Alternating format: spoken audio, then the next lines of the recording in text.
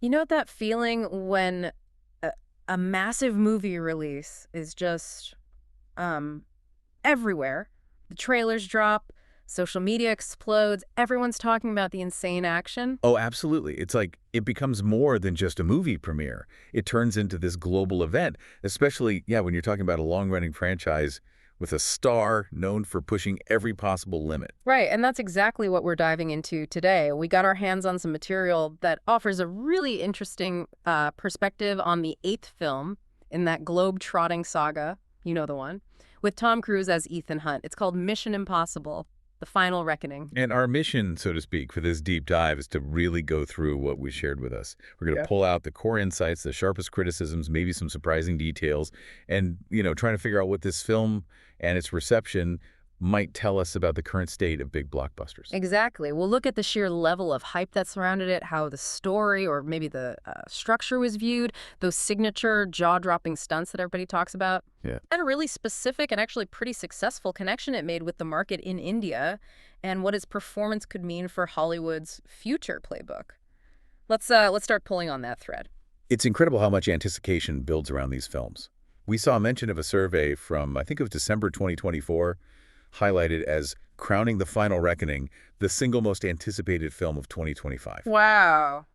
That's setting the bar pretty high before anyone even sees a frame, right? That level of expectation creates its own kind of energy, definitely. And the release strategy was fascinating, premiering at Cannes on May 14th, 2025, but then hitting India before the main global release, May 17th in India and then May 23rd everywhere else. That early India date really jumps out, doesn't it? It does, yeah. It's a clear signal of intent, and apparently it paid off dramatically. What we found reported was that the film absolutely soared in India, became the first Hollywood movie of 2025 to cross the Euro 100 crore mark. 100 crore. So just for context, a crore is 10 million rupees. Right, so we're talking a significant chunk of change there. A really big deal. That's huge. And the lead-up sounds equally wild.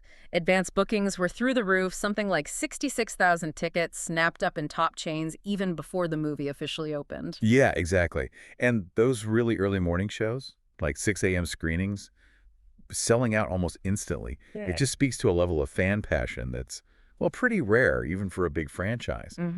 Paramount Pictures India actually cited fan demand as the reason they pushed that release date forward. Yeah. That's not something you hear every day from a major studio releasing a massive tentpole film like this. No, it really isn't. It shows a real understanding, or at least an attempt to cater to that specific audience. We'll definitely dig into that India connection a bit more later because there were some unique marketing plays involved too. Right. But let's turn our attention to the film itself based on the perspective we encountered.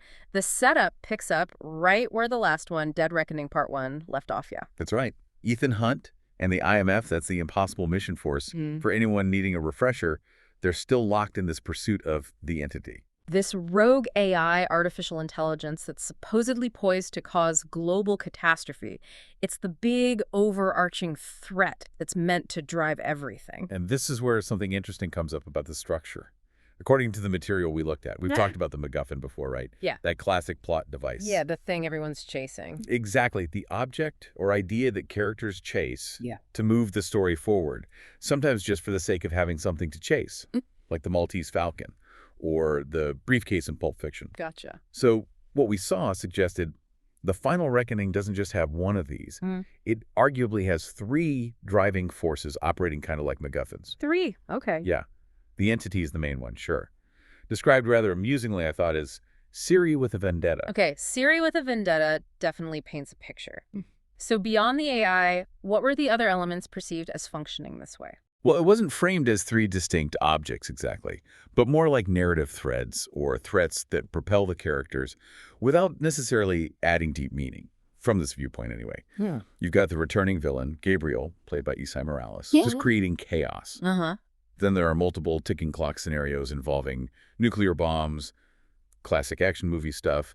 And then there's the hangover from Part 1, the death of Ilsa Faust, Rebecca Ferguson's character. Right, the big cliffhanger. Exactly. And these elements, from this particular perspective, felt less like organic story developments and maybe more like mechanisms just to keep the action hurtling from one big set piece to the next.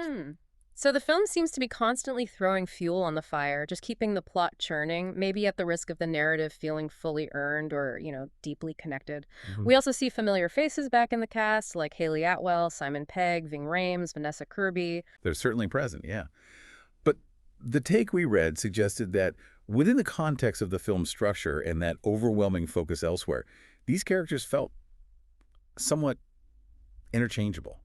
The spotlight just remains so intensely on Ethan Hunt. And the locations, they just flash by in typical Mission Impossible style. Mhm. Venice, Svalbard, some unspecified desert landscapes. It's another global tour. A whirlwind global tour for sure. Definitely keeping up the franchise's reputation for, exotic backdrops for all the action. That's so. Now, this brings us pretty directly to some of the criticisms that surface in the material. One perspective we encountered was quite pointed about the plot itself, suggesting it became so convoluted, so layered with these MacGuffins and threads that it might even lose Ethan Hunt himself trying to keep track of it all. Yeah, that's a significant critique, isn't it? If the plot feels too complex or worse, kind of secondary to the action, it can really leave the audience feeling disengaged, maybe even confused about what the actual stakes are beyond the immediate physical danger. And tied directly to that was a strong observation about the emotional core of the film. The source material claimed the emotional stakes felt, and this is a quote, flatter than a dosa. Ooh. Yeah. That Ethan's reaction to Ilsa's death, which was a pretty major event in the previous film, felt less like genuine mourning for a person and more like, well, the comparison used was mourning a misplaced stunt harness. Wow. That's a sharp way to put it, isn't it? Oh. It really implies that even a moment that should have been about personal tragedy for the main character felt kind of artificial or just completely overshadowed by the technical aspects of the filmmaking. It makes you wonder. It raises that question, doesn't it? Can the film successfully balance its high-octane spectacle with genuine human connection or consequence? Or does one just cannibalize the other? Can a movie be too focused on the technical spectacle? We saw a reference to a New York Times opinion piece that was also brought up in the material, describing the film as exhausting to watch. Exhausting. Interesting. Yeah, partly because you're apparently just sitting there thinking about the logistics and the sheer physical toll on Tom Cruise, like how much pain relief might be involved after some of those sequences. Which, of course, brings us right to the absolute cornerstone of the modern mission. Impossible films and a massive, massive part of their marketing. The stunts. Ah, yes, the stunts. They are undeniably a huge deal. We've seen how much they're hyped, how much focus is put on them. And here you have Tom Cruise at 62 still pushing the boundaries of what seems physically possible. It's genuinely remarkable, you have to admit, what he actually does. Yeah. We read about specific stunts mentioned, like leaping from a helicopter at 12,000 feet, captured with a SnorriCam rig mounted right on him. Oh, yeah, that gives you that intense, really disorienting point of view. Exactly. And hanging off a 1930s biplane going 130 miles an hour. Yeah. He even apparently admitted in an interview somewhere, I think it was People magazine, that he nearly passed out from the G-force doing that one. That's insane. These aren't just quick cuts either. The behind-the-scenes footage, the interviews, the whole lead-up to the film really makes these stunts central events. They almost become the story around the movie, Yeah, they do. But the perspective we encountered argued that while these feats are incredible on a technical level, watching them actually becomes tiring. It was compared to watching your uncle insist he can still do a backflip. Huh? Okay. It's impressive in a way, sure, but maybe also a little uncomfortable. Or just repetitive after a while. The argument was essentially that the stunts overshadow the story to such an extent that the film starts feeling less like a cohesive narrative and more like the quote was, a 2-hour advertisement for Tom Cruise's gym membership. That critique really highlights the potential downside of making the stunt the absolute star, doesn't it? If the plot is perceived as weak and the emotional stakes feel flat, is the audience just showing up to see what death-defying act he pulls off next? Right. And if that's the case, does it ultimately serve the film as a whole story, or does it just become a showcase for athletic prowess? It really raises that fascinating question. At what point does spectacle become less about enhancing the story and more about, replacing it entirely? And when you consider the sheer scale of this film, that question becomes even more critical. Absolutely, because the reported budget, according to what we saw, it was staggering. $400 million. $400 million, that's hard to even wrap your head around. So Right. to even break even, the film apparently needed to hit something like $1 billion globally. And $1 billion just Yeah. to start making a profit. And the global box office figure we saw reported at that point was around $353.8 million. Okay, so quite a shortfall from that break-even point. A significant one. Yeah. And what was particularly noted was that it was, perhaps surprisingly, trailing behind the global box office of Disney's Lilo and Stitch live-action remake at that time. Trailing Lilo and Stitch. Wow, that's really unexpected for a film with this kind of budget and franchise power and hype. It is, yeah. And that performance, especially relative to the enormous cost, leads directly into a broader commentary we encountered about Hollywood's current strategy. This film, from this specific viewpoint, is seen as almost a symptom of what was termed blockbuster addiction. You mean this industry-wide reliance on massive, expensive franchises and pre-existing intellectual property, right? Yeah, exactly that. The argument presented is that this approach, while sometimes safe, ultimately stifles originality and creativity. We looked at other top films mentioned for 2025 Jurassic World, Rebirth, Avatar, Fire and Ash 28 years later, all sequels or reboots. It does make you pause and think, where are the new big stories getting this level of investment and attention? That's precisely the point being made in the source. It was contrasted with the success of smaller, perhaps more original films. A vampire thriller called Sinners was cited as an example, reportedly grossing $350.1 million worldwide on a much, much smaller budget. Okay. It serves as sort of counter-evidence to the idea that you must break the bank with a known quantity to achieve global success. That's a really powerful point. It suggests that maybe audiences are hungry for original ideas, but the studios seem kind of locked into this high-stakes franchise game. Which brings us back to The Final Reckoning and its specific efforts to connect, especially internationally. Right, let's circle back to that deep connection with India we touched on. Yeah. Because it wasn't just about releasing it a few days earlier there. It felt like a really deliberate charm offensive. It really did seem that way. There was that Hindi promo video that apparently went viral where Tom Cruise himself said, "Main aap sab char karta hoon," which means, "I love you all very much." Saying that directly in Hindi, that's a pretty savvy move for targeting that specific market. It absolutely is. Smart marketing. Yeah. And then inviting prominent Indian social media influencers like Avneet Kaur, Niharika NM, and Janat Zubair to the London premiere.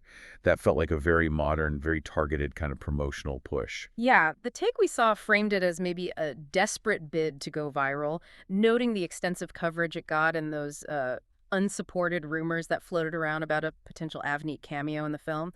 Right. It just shows how studios are trying to navigate this new landscape of digital promotion and influencer culture, doesn't it? For sure. And Cruise himself has, over the years, expressed a genuine fondness for India, mentioning the Taj Mahal, his admiration for Bollywood, and even hinting that he might want to make a Bollywood-style film someday. It seems like he, or at least his team, understands the cultural significance and the massive potential of that audience. And as we noted earlier, the box office numbers really speak for themselves over there. A 33 crore opening weekend. Yeah. Biggest for a Hollywood film in India in 2025 at that point. And crossing 75 crore within just 10 days. Train analysts rightly pointed to Cruise's huge existing fan base and the sheer strength of the mission. Impossible franchise itself is key drivers for that success. Definitely major factors. But the perspective we encountered added another layer, suggesting it also appealed to the Indian appreciation for a masala flick. You know, that genre known for mixing action, drama, music, spectacle, all that stuff together. Though it's worth noting, this source felt The Final Reckoning was ultimately minus the flavor. Minus the flavor. Okay, that's an interesting cultural interpretation. It suggests that maybe while the spectacle and the high energy resonated with certain elements of the masala film tradition, perhaps the perceived lack of emotional depth or strong character development prevented it from fully connecting on that level. At least for that particular reviewer. Exactly. It highlights how reception can be filtered through different cultural lenses. So, pulling all of this together now, the immense hype, these criticisms about the plot feeling convoluted and the emotional depth lacking, the overwhelming focus on the stunts perhaps overshadowing the story, the significant budget and the subsequent box office challenges, and this fascinating, very specific, very successful push in markets like India. What was the overall conclusion reached in the material we reviewed? What was the final verdict? Well, the final verdict presented was quite stark, actually. The film was described basically as repetitive, too long, clocking in at over 2 hours, and ultimately lacking real substance beneath all the style and action. The view was that it kind of reduced Tom Cruise, an actor who we know is capable of powerful dramatic performances.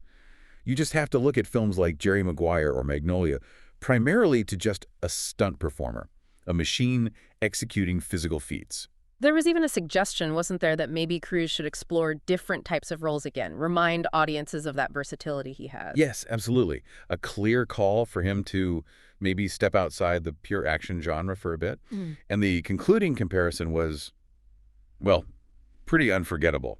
The reviewer stating they'd honestly rather watch paint dry. Ouch. Again, why paint drying? Because, according to that perspective, it's cheaper, less stressful, and honestly about as thrilling. The final line was something like, the film was called a spectacle, yes, but not a story, and perhaps a farewell to the character, but not heartfelt.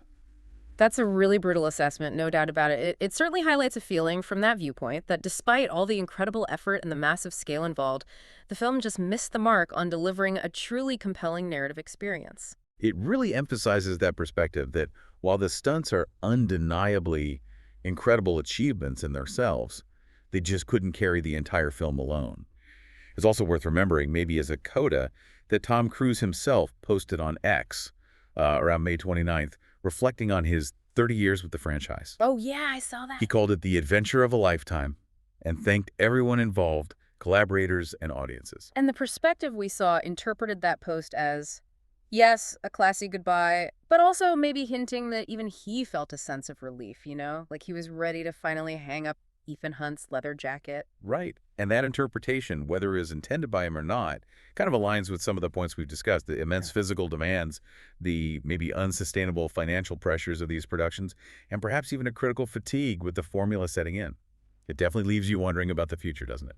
Absolutely. So looking back at this deep dive into the material we had from the incredible global anticipation and that really remarkable success and targeted marketing effort in India, through to the critiques about the story falling flat, the stunts completely taking over, the huge budget concerns, and the broader commentary on Hollywood's direction, it gives us a really layered, quite complex picture of Mission Impossible: The Final Reckoning. It certainly presents a film that was undeniably a huge cultural moment, a showcase of absolutely incredible physical feats, but one that, based on the specific perspective we explored today, maybe struggled to connect on that fundamental storytelling level for some. So what stands out most to you from all of this, thinking about it now? Is it the sheer audacity of those stunts at age 62? Is it the surprising financial hurdles for such a massive, seemingly guaranteed hit? Wow. Or maybe what its unique strategy and success in a market like India tells us about where global cinema might be heading? It definitely leaves you thinking about that balance, or maybe the tension, between pushing physical limits on screen and crafting a story that truly sticks with you long after the credits roll. Indeed. Yeah, it's a lot to chew on about the state of the blockbuster industry right now. Well, thanks for joining us for this deep dive.